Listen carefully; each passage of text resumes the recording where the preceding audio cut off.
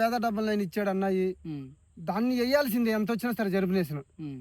అన్నయ్య ఇచ్చాడు నేను వేయాలి, అది మీ మీద నమ్మకంతో వేసేసి ధైర్యంతో. అంటే మీరంటే నాకు అంత నమ్మకం. ఇప్పుడు అది ఇటు బీనే కదా, ఈ రెండు ఎట్ట ఉంటాయి, ఇంకో రకంగా ఉంటుంది. అది అసలు చూద్దాం, అది ఇంకొంచెం స్పెషల్ గా ఉంటుంది. నీ దగ్గరే 4 ఫేసులు కనబడతాయి, 3 ఫేసులు వస్తాయి. 3 ఫేసులు కంపల్సరీ ఫేసులు వస్తాయి. 3 ఆశ్చర్యపోతాం. ఈ 3 ఫేసుల్ని నాకు ఈ మొక్క రావటం కూడా ఎలా వస్తుందంటే బాగా నలుపుదనంగా చక్కగా, అదొక అందంగా పిల్లడికి గినక స్నానం చేపించి బొట్టు కాటికి పెడతాంటే అట్ట అందంగా కనపడుతుంది. దుక్కులే మనం చెప్పి అసలు ఏం చేయలేదు అన్న, ఎరువు ఒక్కటే, పశువులు ఎరువు ఒక్కటేసా, అంతకు మించి ఏం చేయలే నేను. మీరు చెప్పింది చేద్దాం అనుకోవడానికి ఏంటంటే ఎరువు తోలుంది, చేయకూడదు. దాని మీద చేసి మనకి ఏదన్నా ఎఫెక్ట్ కొట్టింది అనుకో, ఓవర్ అయితే మనం తట్టుకోలేదు.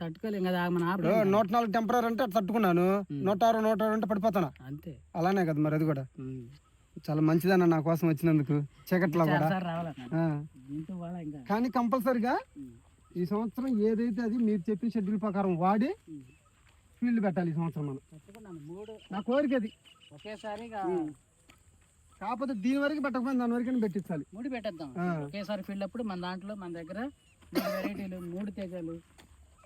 పర్వాలేదురా, పలానా ఊరు బాగా పండించింది పంట.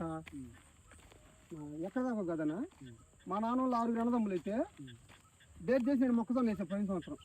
మా బాబాయిలు అన్నారు,